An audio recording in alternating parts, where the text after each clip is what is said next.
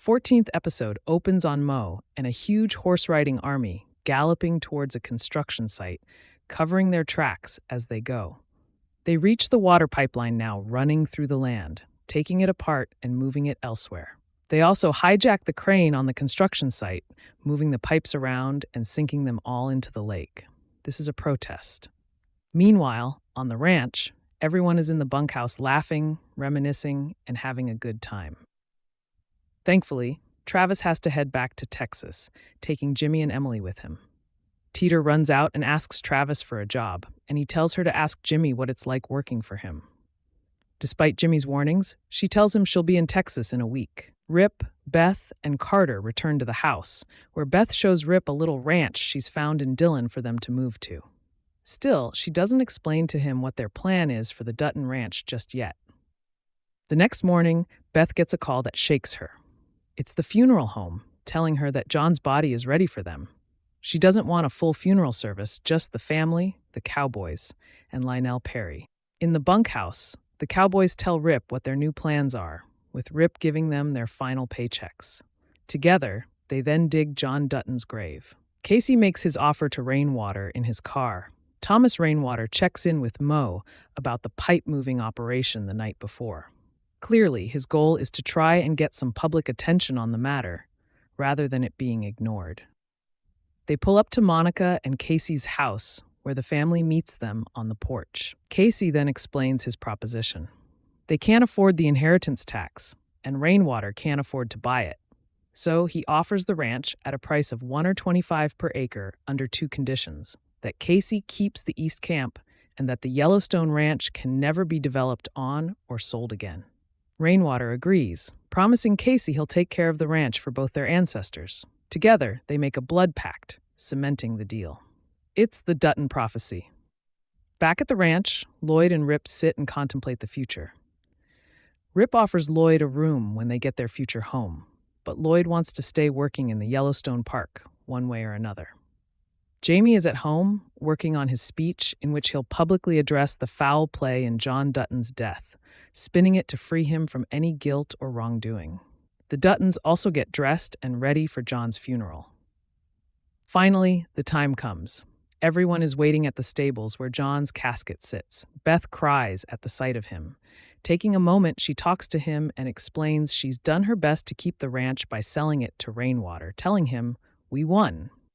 Carter holds Beth's hand as they take John down to the graveyard, burying him beside his wife Evelyn and son Lee.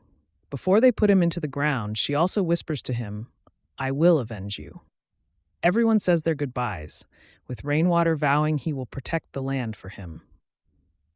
Back at the house, Beth gets dressed in jeans and a t-shirt, grabs bear mace and a knife, and storms out of the house. Meanwhile, Rip is filling up the grave, but stops to say thank you to John, promising to take care of Beth. Meanwhile, Jamie is at a press conference, giving his well-practiced speech. He plays into the will of the people angle, waxing lyrical about justice for John, making it seem like it's firmly on the side of avenging him. While Ryan is saying goodbye to everyone, Rip suddenly realizes where Beth has gone and speeds off in his car with Lloyd in tow. He gets hold of Beth on the phone, telling her to pull over before she gets there, but she ignores him and keeps going. On the radio, Jamie listens to a news report about his speech, which appears to have worked in the court of public opinion. But his relief is quickly forgotten when he arrives home and is attacked by Beth. She beats him with a crowbar and sprays him with the bear mace.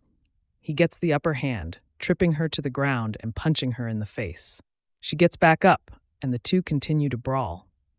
He tells her he's going to call the police and she'll go to jail for attempted murder, and he's even going to try to pin the murders of John and Sarah on her. Otherwise, he'll rat them out about every single thing the Duttons ever did. But Beth shocks him by telling him they sold the ranch. There's nothing for him to have.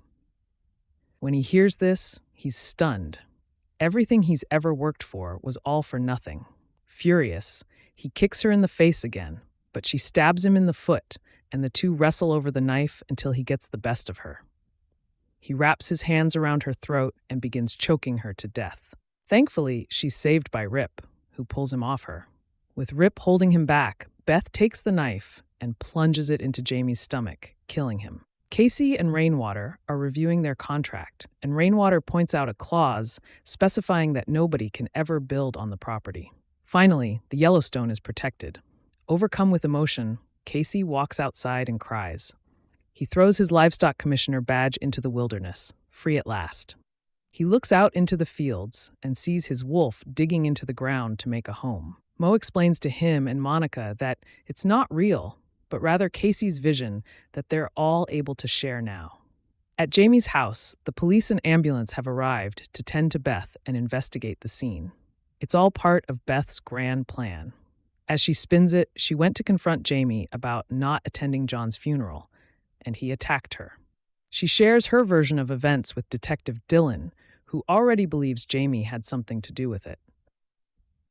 They're making it seem like Jamie took off running since Rip and Lloyd are elsewhere, doing the one thing that's been predicted for years, taking Jamie's body to the train station and setting his car on fire. Outside of Montana, the ranch hands are starting their new lives. Teeter arrives at Bosque Ranch, meeting up with Jimmy and Travis. Elsewhere, Ryan heads to a bar where Abby, his almost girlfriend, is performing with her band. The two meet up when she's finished, rekindling their romance after Ryan admits his mistake of choosing the ranch over her. At the Dutton house, Beth, Casey, and Rip say goodbye to the property, which now sits completely empty. Beth tells Casey that all their stuff sits in storage, waiting for Tate if he wants it. As he drives out, he finds Rip removing the ranch's sign for him, but Casey rejects it, wanting to start his own brand instead. Once all the Duttons are gone, the reservation workers come together to start dismantling and renovating the house. They celebrate the return of their land, and Rainwater stands there teary-eyed, looking out at the park.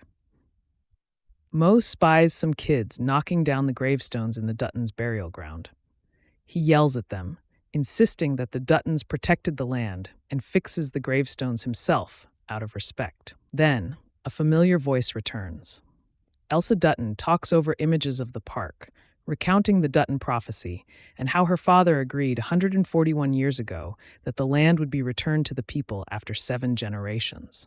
As she notes, free land can never be owned, and it's the duty of the men who do try to own it to suffer and sacrifice with the land. And if they can't, they have to find another willing to keep the promise. As their cattle arrive at East Camp, Casey, Monica, and Tate start getting to work on their new life.